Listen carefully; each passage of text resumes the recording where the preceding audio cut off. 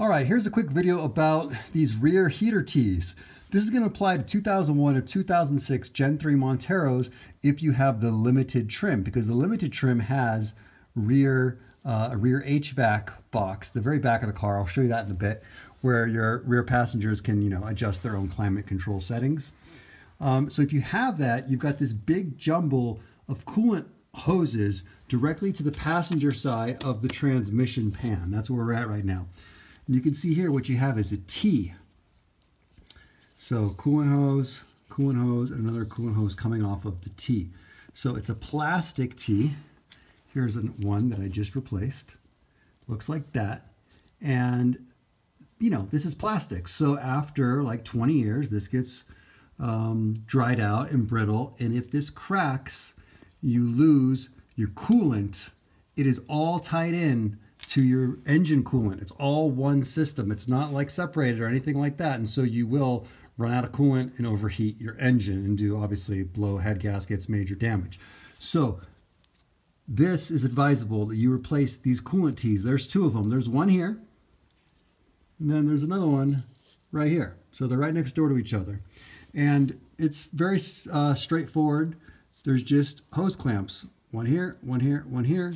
And you grab those with some pliers and pull them back. Now this one, there's like this rubber hose guard, and it's, by this point, it's like fused itself to the hose. So when you grab the ears on this hose clamp and you try to slide it back, this thing will be in the way. So what I do is I just carefully get some scissors in here, cut this thing away so that you can get your clamp down, and then fish your, once you get all three clamps off, you'll be able to get the tees out. Just be gentle, because these hoses, you don't want to have to replace these hoses, like they're hard to source. So just be gentle with them when you're replacing your tees. And yeah, and then it'd be the same thing for that other one right up there. Just 3 hose clamps. This tee was an old one, and I managed to salvage it. The other one crumbled in my hand as I was trying to remove it. And so by this time, 20 something years, like that's just normal. But you want to take care of this preventatively. So if you're doing a coolant flush, that's a great time to do it, because you're already getting all the coolant out of the system and everything. You want to deal with as much dripping and pouring out of here when you remove these hoses. Now, we do sell the replacement tees, OEM, genuine Mitsubishi ones, just like this at lusaoverland.com. Some people have replaced these with brass, like shark pipe fittings, like you get at like Home Depot, made for like household plumbing. But the problem is these hoses aren't metric. Those fittings are going to be an SAE. So I've heard of people like trying to make up the slight differences with using like plumber's tape around the brass tee. I'm not really a fan of that. It's obviously not something that I can recommend for fear of leaks happening. And then the other thing that I've heard is people say to stay away from that, because the brass is going to hold on to heat longer, and it's going to degrade the hoses at a faster rate than plastic would. Those are things that I've heard. I'm not 100% sure on the science behind that, but what I look at it is, this is what, Mitsubishi designed.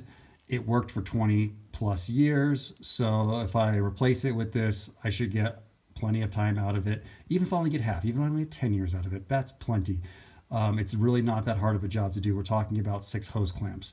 So that's my philosophy, and that's what I've done with all my Gen 3 Monteros, is take care of this preemptively. There's 2 other things that give me peace of mind in regard to this entire system. Some people just delete it. They'll bypass these hoses and just make it so that no coolant is flowing back to the rear HVAC box. And you can totally do that if you don't care about, the rear having its own set of climate controls.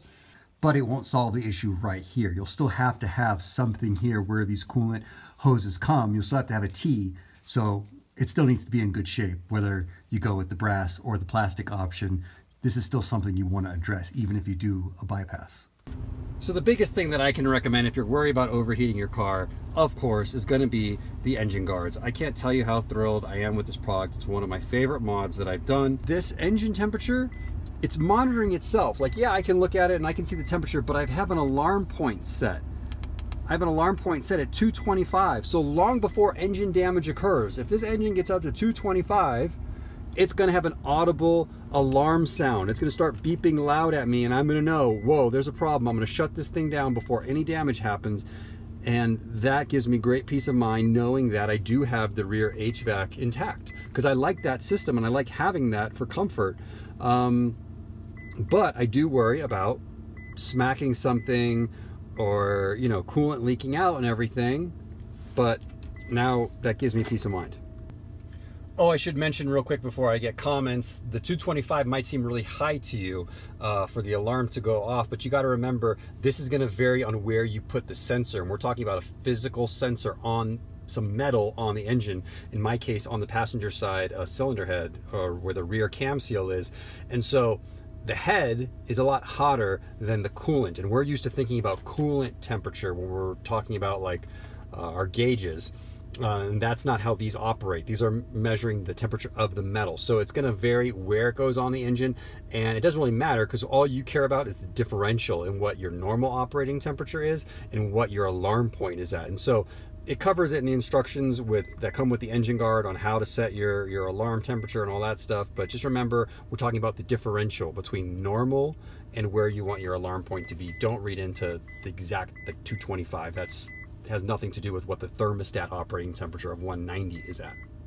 The other thing that gives me peace of mind with having the rear HVAC system intact is this rear HVAC box skid plate. So as you can see, we're behind the passenger side rear tire, and this bolts up, no permanent modifications or anything like that to the vehicle, and it protects you from smacking and cracking this box, because, you know, as you come down your departure angle, if you smack back here, that's very common. So this gives me big peace of mind. Also, having a tow hitch, I also basically consider this armor. Like, I've smacked this a million times coming down off of obstacles, and you know, it's giving some protection to this area as well. So I hope that helps you guys out. You do not want to lose your coolant out of that, because it will run out fast and you will overheat if you're not paying attention.